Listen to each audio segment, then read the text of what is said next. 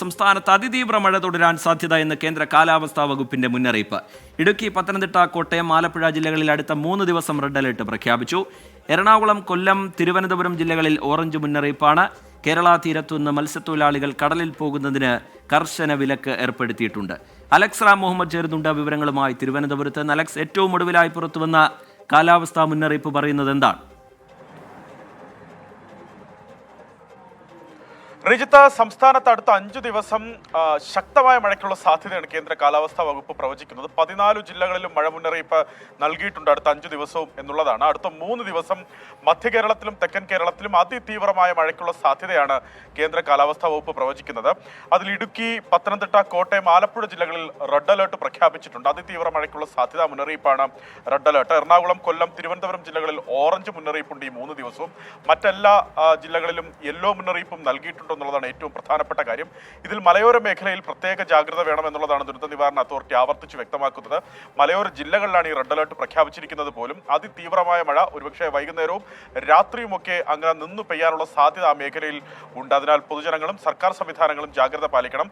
ഈ സർക്കാരിനോട്, അതുപോലെ റവന്യൂ വകുപ്പിനോടൊക്കെ ബന്ധപ്പെട്ട വകുപ്പുകളോട് തയ്യാറെടുപ്പുകൾ പൂർത്തിയാക്കാൻ ദുരന്ത നിവാരണ അതോറിറ്റി കഴിഞ്ഞ ദിവസം തന്നെ വ്യക്തമാക്കിയതാണ്. ആ ജാഗ്രതാ നിർദ്ദേശം ഇപ്പോഴും തുടരുന്നുണ്ട്. അടുത്ത ഒരാഴ്ച കൂടി ആ ജാഗ്രത അങ്ങനെ തന്നെ വേണമെന്നുള്ളതാണ് ദുരന്ത നിവാരണ അതോറിറ്റി വ്യക്തമാക്കുന്നത്. ഈ മഴയ്ക്കൊപ്പം ശക്തമായ കാറ്റിനും ഇടിമിന്നലിനും സാധ്യതയുണ്ട് എന്ന മുന്നറിയിപ്പുണ്ട്. അതിനാൽ പൊതുജനങ്ങൾ ഇടിമിന്നൽ ജാഗ്രതാ നിർദ്ദേശങ്ങൾ പാലിക്കണം. ശക്തമായ കാറ്റ് വീശാൻ സാധ്യതയുള്ളതിനാൽ അതിനുള്ള മുൻകരുതൽ സ്വീകരിക്കണമെന്ന നിർദ്ദേശവും അവർ നൽകുന്നുണ്ട്. തീരവുമായി ബന്ധപ്പെട്ട് പ്രധാനപ്പെട്ട ജാഗ്രതാ നിർദ്ദേശം നിലനിൽക്കുന്നു. കേരള തീരത്ത് ശക്തമായ കാറ്റിനും മോശം കാലാവസ്ഥയ്ക്കും സാധ്യതയുള്ളതിനാൽ ഇനിയൊരു അറിയിപ്പുണ്ടാകുന്നതുവരെ മത്സ്യത്തൊഴിലാളികൾ മത്സ്യബന്ധനത്തിനായി കടലിൽ പോകരുതെന്നാണ് മുന്നറിയിപ്പുള്ളത്. അത് കർശനമായി പാലിക്കണമെന്നും ദുരന്ത നിവാരണ അതോറിറ്റി അറിയിക്കുന്നുണ്ട്. റീജിത്ത്, കാലവർഷം ഇന്ന് ആൻഡമാൻ മേഖലയിൽ എത്തിയതായി കേന്ദ്ര കാലാവസ്ഥാ വകുപ്പ് അറിയിക്കുന്നുണ്ട്.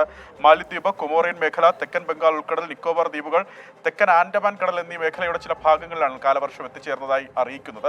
സാധാരണ കാലവർഷ കലണ്ടറിൽ മെയ് 22-നൊക്കെയാണ് ഈ മേഖലയിൽ കാലവർഷം എത്തുന്നത്. പക്ഷേ 3 ദിവസം മുമ്പ് തന്നെ കാലവർഷം അവിടെ എത്തിച്ചേർന്നിട്ടുണ്ട്. മെയ് 31-നാണ് കാലവർഷം കേരളത്തിൽ എത്തുമെന്ന് പ്രവചിച്ചിരിക്കുന്നത് കേന്ദ്ര കാലാവസ്ഥാ വകുപ്പ്. പക്ഷേ അതിനു മുമ്പ് തന്നെ മഴ കനക്കുന്നു എന്നുള്ളതാണ് ഏറ്റവും പ്രധാനപ്പെട്ട കാര്യം. അതിന്റെ പ്രധാന കാരണമായി കാലാവസ്ഥാ നിരീക്ഷണ കേന്ദ്രം പറയുന്നത് തെക്കൻ തമിഴ്നാട് തീരത്ത് ചക്രവാത ചുഴി നിലനിൽക്കുന്നുണ്ട്. സമാനമായി ന്യൂനമർദ്ദ പാത്തി നിലനിൽക്കുന്നുണ്ട്. അതിന്റെയൊക്കെ സ്വാധീനമാണ് സംസ്ഥാനത്ത് മഴ കനക്കാൻ കാരണം. പക്ഷേ ബുധനാഴ്ചയോടെ ഇതിന്റെ എല്ലാം സ്വാധീനത്തിൽ തെക്കു പടിഞ്ഞാറൻ ബംഗാൾ ഉൾക്കടലിൽ ന്യൂനമർദ്ദം രൂപപ്പെടാൻ സാധ്യതയുണ്ടെന്നും അത് ശക്തി പ്രാപിച്ച് ചുഴലിക്കാറ്റായി മാറാൻ സാധ്യതയുണ്ട് എന്ന മുന്നറിയിപ്പും അലക്സ് റാം മുഹമ്മദ് തിരുവനന്തപുരത്ത് നിന്ന് വിവരങ്ങൾ നൽകുകയാണ്. കാലവർഷം എത്തുന്നതിന് മുമ്പേ തന്നെ സംസ്ഥാനത്ത് മഴ ശക്തമാകുന്നുണ്ട്. വിവിധ ജില്ലകളിൽ മുന്നറിയിപ്പ് നിലനിൽക്കുന്ന പശ്ചാത്തലമുണ്ട്. എന്തായാലും എല്ലാവരും ഒന്ന് ജാഗ്രത പാലിക്കണം എന്നുള്ള നിർദ്ദേശമാണ് കേന്ദ്ര കാലാവസ്ഥാ വകുപ്പിന്റെ ഭാഗത്തു നിന്നുണ്ടാവുന്നത്. അലക്സ് റാം മുഹമ്മദ് അതിന്റെ കാലാവസ്ഥാ മുന്നറിയിപ്പുമായി ബന്ധപ്പെട്ട ഏറ്റവും പുതിയ വിവരങ്ങൾ, അറിയിപ്പുകൾ പങ്കുവയ്ക്കുകയായിരുന്നു.